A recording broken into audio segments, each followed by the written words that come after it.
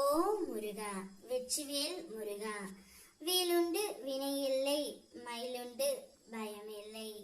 ஏன் அன்பு தங்கமே, நேற்று உன்னுடைய துணை என்னிடம் ஒன்று கேட்டுவிட்டார் தங்கமே. அவர் கேட்டதை பார்த்து நானே ஒரு நிமிடம் கண் கலங்கி விட்டேன். அப்படிப்பட்ட ஒன்றை என்னிடம் கேட்டுவிட்டார் தங்கமே.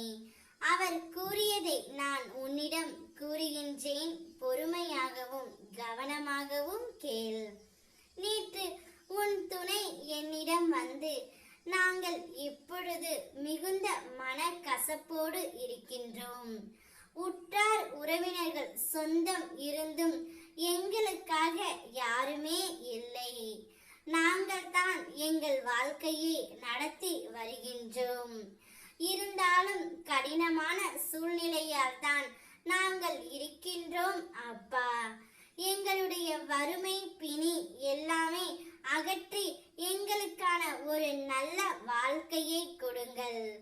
என் துணையையும் என்னுடன் சேர்த்து வையுங்கள்.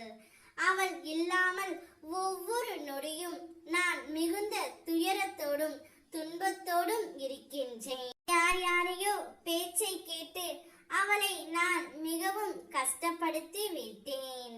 அதற்கான தண்டனையை இப்பொழுது வரை நான் அனுபவித்துக் கொண்டு இருக்கின்றேன் அப்பா.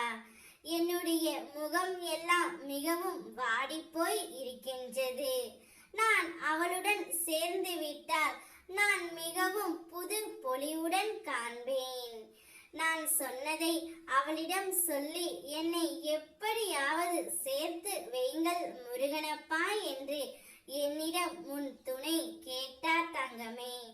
அவர் இவ்வளவு சோதனையை மனதில் வைத்துக்கொண்டு என்னிடம் வேண்டும் பொழுது நானே ஒரு நிமிடம் கண் கலங்கி விட்டேன்.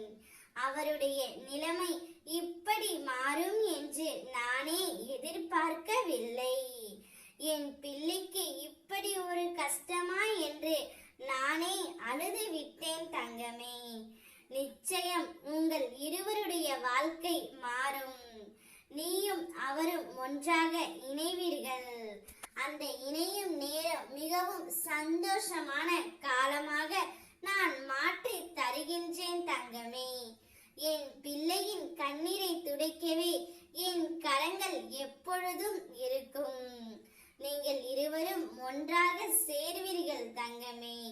உங்களோடு உன் அப்பா நான் இருக்கின்றேன். பயம் கொள்ளாதே, தைரியமாக இரு. தைரியமாக எந்த ஒரு முடிவையும் எடு.